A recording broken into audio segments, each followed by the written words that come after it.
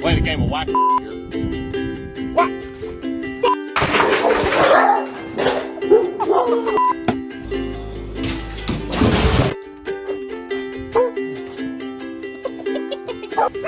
Whack. My two kitty cats. My